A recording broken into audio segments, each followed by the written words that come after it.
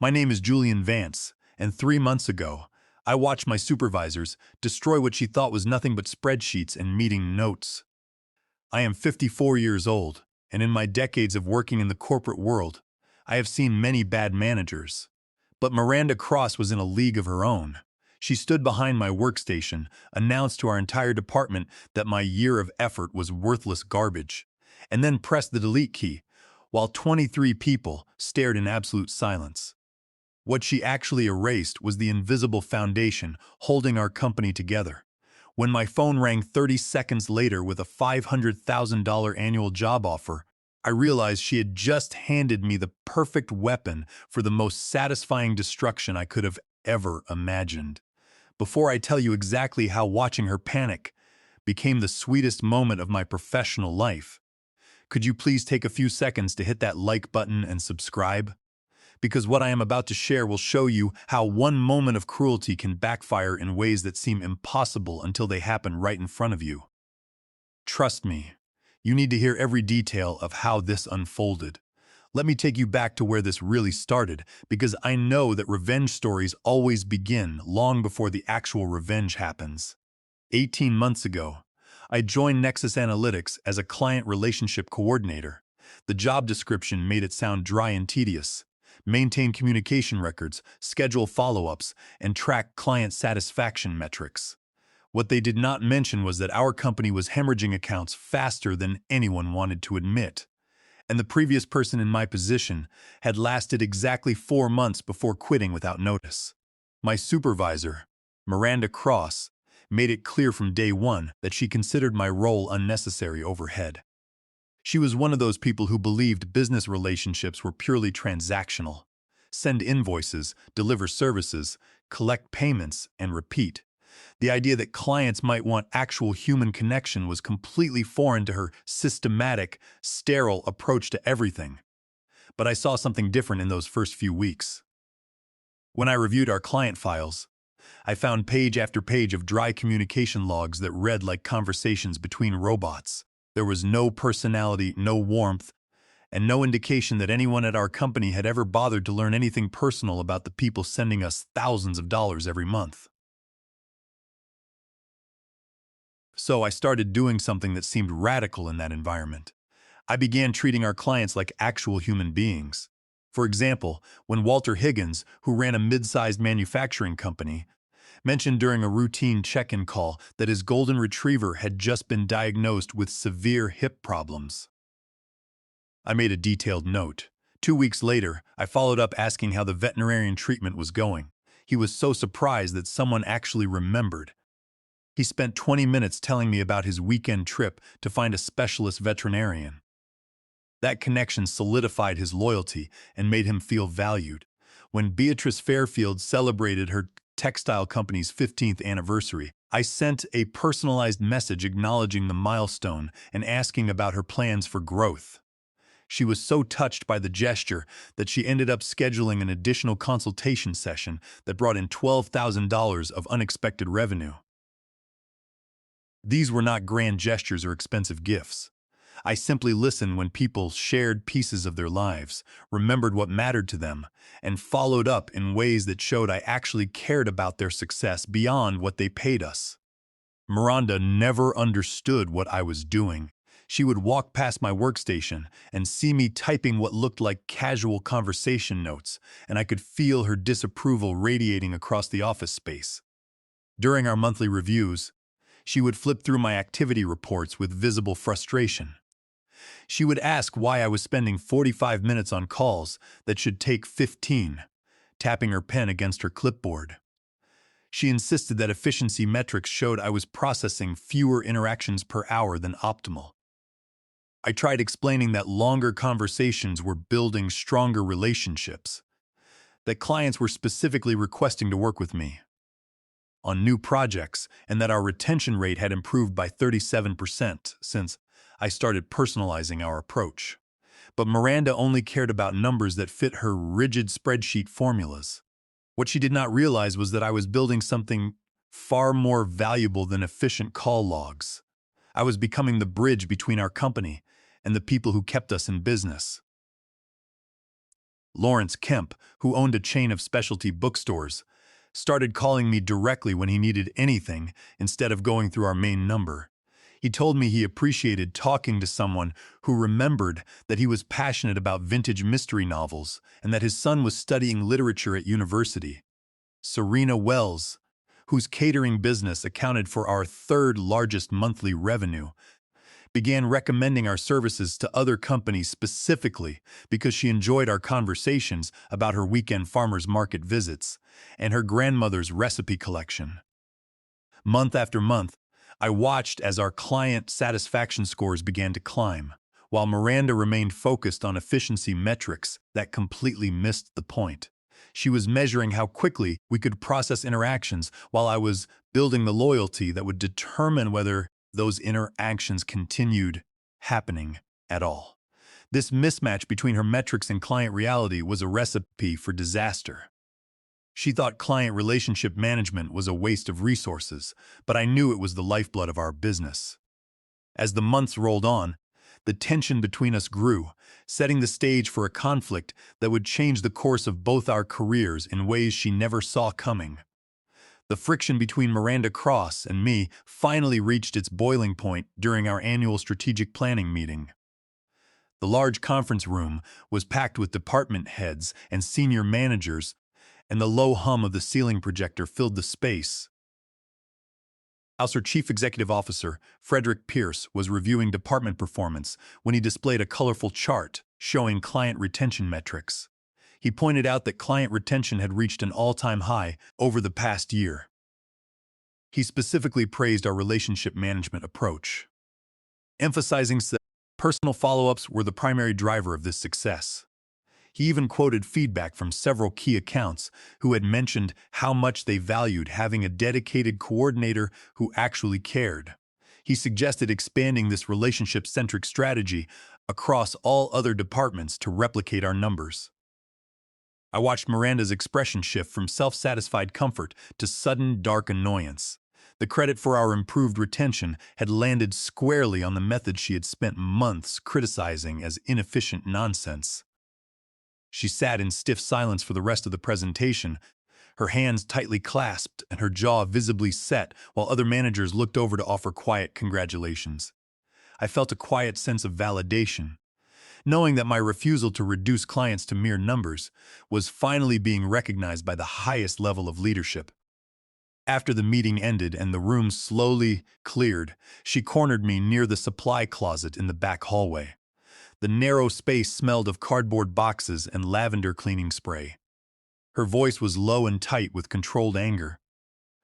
She told me that she did not know what kind of performance theater I was running, but this company succeeded on professional excellence, not social hour conversations with clients. She then announced that she was assigning me to complete a comprehensive audit of all client interactions over the past 12 months.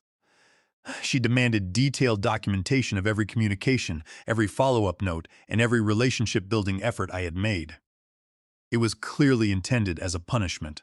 She wanted to drown me in hundreds of hours of bureaucratic busy work that would pull me away from the actual client interactions that were driving our success. She wanted to keep me chained to a spreadsheet so I would have no time to build the very connections that Frederick Pierce had praised. But I approached the audit project with the exact same attention to detail that I brought to my regular client work. I spent my late nights reviewing communication records, verifying dates, and cross-referencing our financial accounts. Instead of putting together a sloppy compilation of emails, I created intricate records showing not just what communications had occurred, but how those interactions had directly translated into positive business outcomes. The audit was organized into 4 clear sections. These were client check-ins, then referral tracking, then contract value analysis, and finally retention forecasting. I documented the catering referrals that Serena Wells had generated after we discussed her farmers market events, showing how they brought in new accounts. I detailed the expanded services that Walter Higgins had purchased after we discussed his manufacturing growth plans, linking the timing directly to our check-ins. I included the contract renewal that Lawrence Kemp had signed 3 months early because he trusted our ongoing partnership. The finished audit report was 53 pages of undeniable proof that personal attention to client relationships was directly responsible for over $200,000 in additional revenue. Every casual conversation about weekend plans or family milestones had strengthened business ties that competitors could not replicate with their generic, cold professional approach. I compiled the final document into a beautifully formatted report, complete with graphs showing the correlation between personal contact frequency and contract value increases.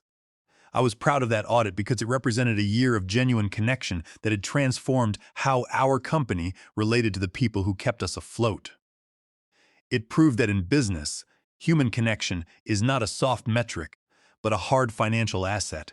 I saved the master file on our shared drive and printed a clean copy for Miranda, hoping she might finally see the light. Unfortunately, she saw the audit not as a revelation, but as a threat to her entire management philosophy. For a manager who built her reputation on process efficiency, my report was a direct contradiction to her entire management approach. If my personalized, time-consuming methods were responsible for our success, then her rigid rules and standardized scripts were obsolete. She did not want to admit she was wrong, and she certainly did not want the chief executive officer to realize that her department's star performer was succeeding by ignoring her guidelines. Over the next few days, I noticed a distinct chill in her attitude, and she began scheduling meetings with other department heads without including me. I could tell she was planning something to reassert her authority, but I had no idea how far she would go to protect her pride and destroy the work I had built. The storm finally broke on a chilly Tuesday morning in late autumn. Miranda Cross called an all-hands department meeting, inviting all 23 of my colleagues. She announced that we needed to review our client relationship protocols, and that my recently completed audit would serve as a case study for our discussion. I walked into the conference room, assuming she was finally ready to acknowledge that personal attention was driving our improved performance. I sat near the front, ready to answer questions about the methodology and show my colleagues how they could apply these techniques to their own accounts. Instead, Miranda directed me to display my audit files on the main conference room screen while the entire department watched. Once the file was displayed, she began dissecting every personal note, every conversation detail, and every relationship-building effort as evidence of what she called unprofessional boundary violations. She scrolled through months of careful documentation, and she started pointing out notations about clients' hobbies, family achievements, and pets. She declared to the entire room that this was exactly the kind of inefficiency that undermines our service standards. She claimed that personal chit-chat had no place in business communications, and that these files represented a complete failure to maintain appropriate professional distance. The colleagues, sitting directly next to me, shifted uncomfortably in their chairs, keeping their eyes glued to the table as if trying to shield themselves from the second-hand embarrassment. I felt heat spreading across my neck as my coworkers watched her tear apart a year of hard work that had generated significant revenue. She was presenting my greatest professional accomplishment as a cautionary tale of what not to do, but then she did something that crossed a line I never expected her to cross. She pulled up the master database file containing my complete audit, and she showed every client contact record, every conversation detail, and every relationship note that proved how personal attention was driving our business success. Her finger hovered over the delete option on her laptop while she continued talking to the department. She announced that the entire approach was garbage, and that beginning today, the department would return to efficient, professional communication protocols. And then she clicked the delete button. I watched a year of relationship-building documentation disappear from the shared drive in an instant. 53 pages of documented connections that had generated hundreds of thousands of dollars in revenue were gone in one vindictive moment. The silence in the conference room was absolute as everyone processed what had just happened. My colleagues stared at their desks, refusing to make eye contact with either of us. Miranda turned away from the screen with a satisfied expression, clearly expecting me to accept this public humiliation and start rebuilding my work according to her preferred, sterile methods. But she had made a massive, irreversible miscalculation. While she was destroying my digital documentation, she had not destroyed the actual relationships I had spent 18 months building. The clients who trusted me, who called my direct line, and who had shared personal details about their lives and businesses still existed. Those connections were held in their hearts and minds, not in a digital database on a company server. And as it turned out, some of those connections had been paying attention to our company's internal dynamics, and they saw what Miranda never realized. My phone started buzzing in my pocket before Miranda had even finished explaining her new efficiency protocols, salsas. I looked down and saw the caller identification for Vanguard Consulting, a competitor firm that had recently been formed when 3 former senior executives left our company to start their own practice. I stood up, walked out of the conference room without saying a word, and took the call in the quiet hallway. My hands were still shaking from watching my work get erased in front of the entire department. The voice on the other end belonged to one of the founding partners. He told me that they had been watching the developments at Nexus Analytics and knew exactly who was responsible for the relationship retention that kept major accounts happy. He said they had been planning to approach me for months, but hearing about the tension in our department convinced them that the timing was perfect. He then made an incredible offer. He said they were prepared to offer me $500,000 annually to join their team as the Director of Client Relations, complete with equity participation and total autonomy over client relationship strategies. He explained that they believed personal attention was the future of business consulting and wanted me to build that future with them. I stood in the quiet hallway, the weight of the offer sinking in. $500,000 was more than double my current compensation. But the most beautiful part of their proposal was not the money. The partner explained that they knew I could not bring proprietary database files due to non-disclosure agreements. However, he pointed out that client relationships are built on trust and personal connection, not database files. If I chose to join Vanguard Consulting, and if clients chose to work with someone they trusted rather than staying with a company that treated them like transaction numbers, that was simply the natural consequence of different business philosophies. I understood exactly what he was saying. I did not need to steal files or violate contracts. I just had to be myself, and the clients would follow. When I walked back into the conference room, Miranda Cross was still lecturing the department about professional efficiency standards. My former coworkers were staring blankly at their notebooks, clearly uncomfortable with the public execution they had just witnessed. Miranda noticed my return and paused her presentation, asking if I had any questions about the new communication protocols. I looked around the room at the people I had worked alongside for 18 months. I looked at the blank projection screen where my audit had been displayed before being deleted. Finally, I looked at Miranda's smug, expectant expression. I told her that I did not have questions, but I did have an announcement. I announced my resignation from Nexus Analytics, effective immediately, and stated that I would be joining Vanguard Consulting as their Director of Client Relations. The conference room went completely silent. I watched as Miranda's expression shifted from smug satisfaction to utter confusion, and then to something resembling panic.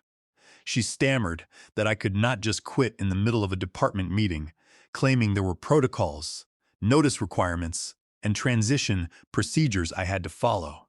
I pulled out my phone and displayed the formal offer contract I had just received. I told her that my employment agreement allowed for immediate resignation in cases of a hostile work environment or professional misconduct, and that having my year of work deleted in front of colleagues while being publicly humiliated qualified on both counts. Our Chief Executive Officer, Frederick Pierce, who had been quietly observing from the back of the room, stepped forward and suggested we discuss this privately before making hasty decisions. He offered to host a meeting in his private office, suggesting we discuss a salary adjustment or a potential restructuring of the department reporting lines to resolve the tension. But I was finished with private discussions and diplomatic solutions. Some lines, once crossed, cannot be uncrossed, and Miranda had crossed them all. She had chosen to humiliate me publicly, so she would have to experience the consequences just as publicly.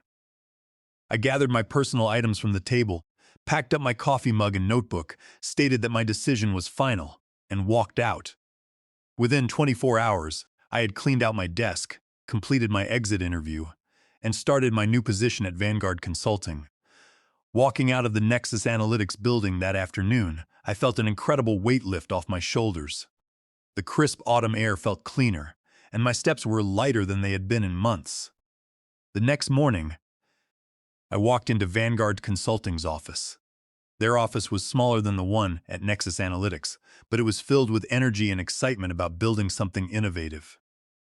The partners welcomed me warmly, and the receptionist even remembered my name from my interview, greeting me with a hot cup of coffee. I spent my first days planning our client outreach strategy, sitting in a bright new office with a window overlooking the city. More importantly, I was finally working with people who understood that business relationships were built on genuine human connection. But the real validation of my decision came in the weeks that followed, as I watched the natural consequences of Miranda's actions unfold. I did not reach out to any clients from Nexus Analytics. I did not make sales calls or send recruitment messages. I simply updated my professional networking profiles to reflect my new position and continued being the same person who had spent 18 months building authentic relationships. The first call came on Thursday morning, 3 days after my resignation. Walter Higgins, the manufacturing company owner, called my new office number directly. He congratulated me on the move and asked about Vanguard Consulting's capabilities. He explained that Miranda had called him for a routine check-in, and her robotic, script-based approach made him realize how much he missed our personal conversations. We talked for an hour about his business needs, his expansion plans, and his dog's improved health. By the end of the conversation, he had scheduled a meeting to transition his account to our firm. The second call came that same afternoon from Beatrice Fairfield. She wanted to discuss her upcoming project needs with someone who understood her business philosophy. She told me she had been working with consulting firms for 12 years, and I was the first person who ever made her feel like her company mattered beyond the invoice amount. She said that if I was offering the same personal attention at my new firm, she was interested in making a change. By the end of my first week at Vanguard Consulting, I had received calls from 6 former clients. They were making the switch because they preferred working with a person they trusted rather than a company that treated them like transaction numbers. Meanwhile, back at Nexus Analytics, Miranda was starting to realize what she had actually deleted. I heard about her growing panic through mutual connections in the professional community. When she called Walter Higgins to schedule his quarterly review, he politely informed her that he was exploring other options and would not be renewing his annual agreement. When she contacted Beatrice Fairfield, she received a similar response. One by one, the major clients were leaving. Miranda had believed that client loyalty was tied to the corporate brand, but she was discovering that it was actually tied to the personal connections she had dismissed as inefficient chit-chat. By the end of my first month at Vanguard Consulting, 14 former clients had switched their business to our firm. These were not small accounts. They represented over 60% of Nexus Analytics' annual revenue. I was not actively recruiting them. I was simply available when they called, remembering details about their families and providing the personal attention that had built our relationships. Vanguard Consulting was thriving, and we organized celebratory lunches to welcome these accounts and discuss their future growth plans. We even hired 3 junior analysts to assist with the workload, and I spent time mentoring them on the importance of human connection over robotic scripts. I taught them how to write personal check-in notes and listen for the small details that mattered to our clients, ensuring our firm's core philosophy would endure as we scaled. Meanwhile, Nexus Analytics was experiencing the worst client retention crisis in its history. I heard that Miranda had tried to blame my departure for the crisis, claiming I had violated ethical standards, but the timeline did not support her claims. Clients were leaving only after experiencing her new efficiency protocols and deciding they did not like being treated like numbers.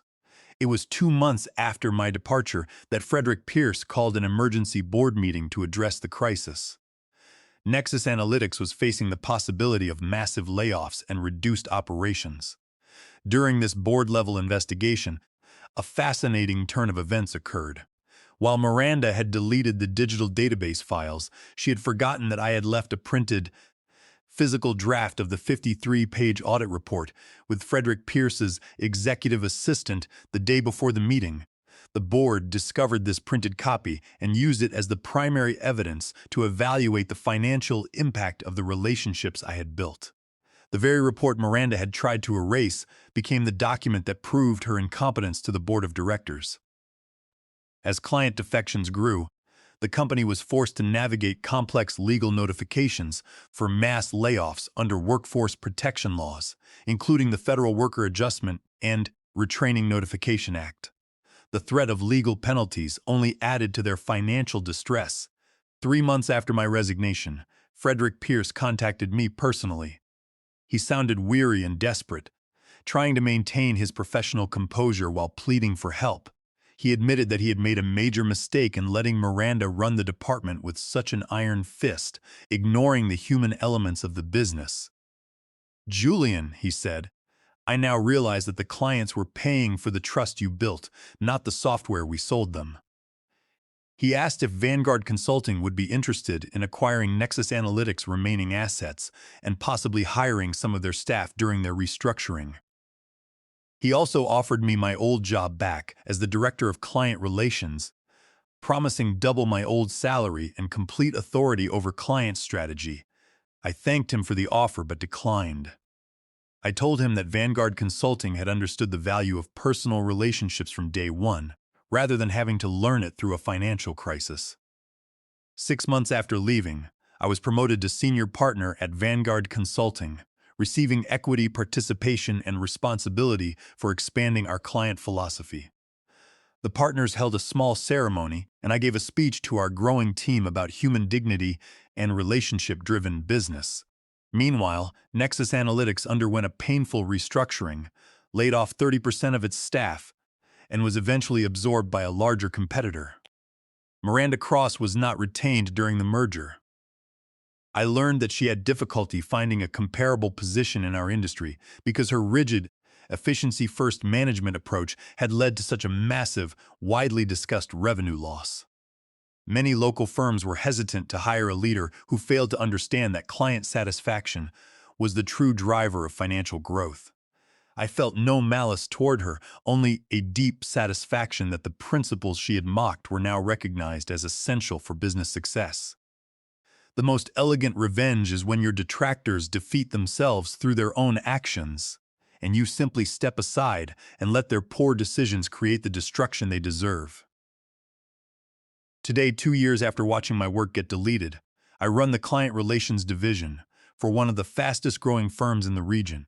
Our success is built entirely on the principle that business relationships thrive when people feel valued.